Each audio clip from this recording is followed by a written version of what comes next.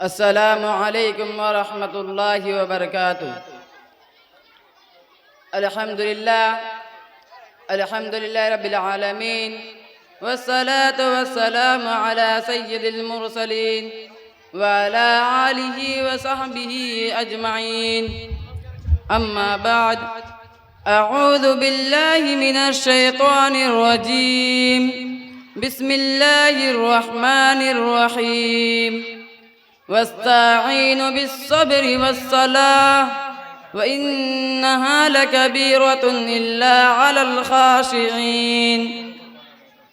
صدر انجمن، حکم صاحبان، آج کے اس سالانہ انجمن میں جس موضوع کے تحت میں لفظ گسائی کرنا چاہتا ہوں وہ ہے نماز کی اہمیت۔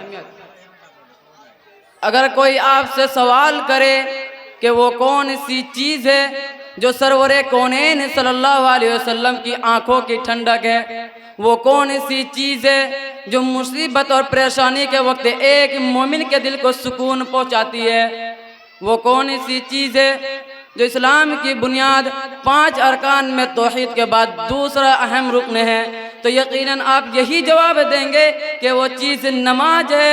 جی ہاں، یہ نماز ہے جس کا ذکر قرآن مجید میں 70 سے زیادہ مقامات پر آیا ہے۔ یہ نماز ہے جو مومن کی معراج ہے، یہ نماز ہے جو مسلمان اور کافر کے درمیان حد فاصل ہے۔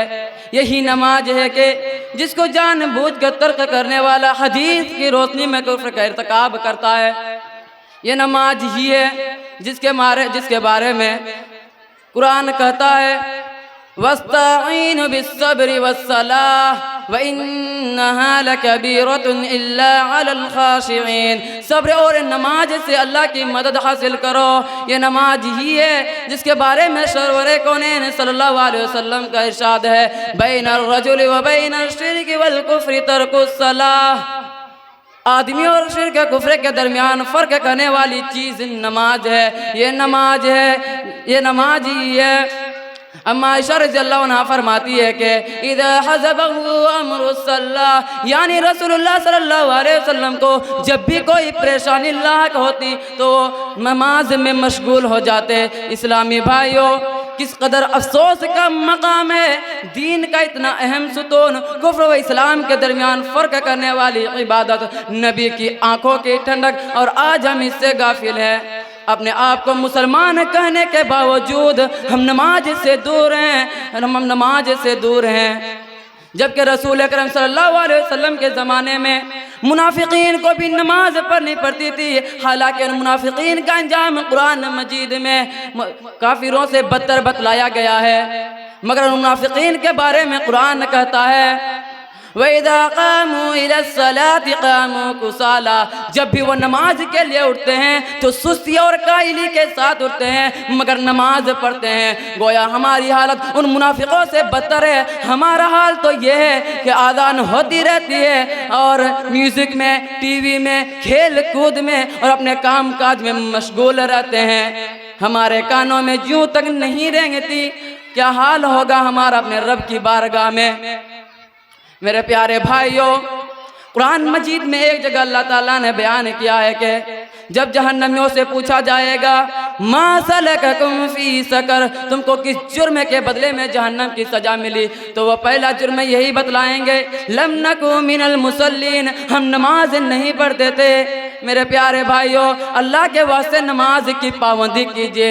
آپ کو معلوم ہونا چاہیے کہ نماز وہ واحد عبادت ہے جس کے بارے میں محسن انسان صلی اللہ علیہ وسلم نے فرمایا جب تمہارے بچے 7 سال کے ہو جائیں تو ان کو نماز کا حکم دو، اور 10 سال کے ہو جائیں اور نماز نہ پڑھیں تو ان کو مارو۔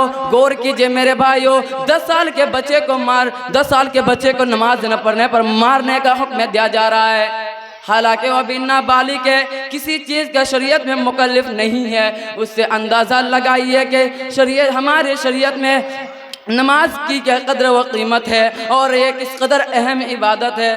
اسی لیے آج ہی سے ٹھان لیجئے کہ آج سے انشاءاللہ ہم نماز کے معاملے میں کوئی کوتاہی نہیں کریں گے اور نماز کی مکمل پابندی کریں گے۔ یہیں سے میں اپنی تقریر کو ختم کرنا چاہتا ہوں. اللہ تبارک و تعالیٰ سے دعا ہے کہ ہم تمام مسلمانوں کو نماز کی اہمیت سمجھنے اور پنج جگہ نماز پڑھنے کی توفیق عطا فرمائے. آمین. وآخر دعوانا الحمدللہ رب العالمین. ماشاءاللہ.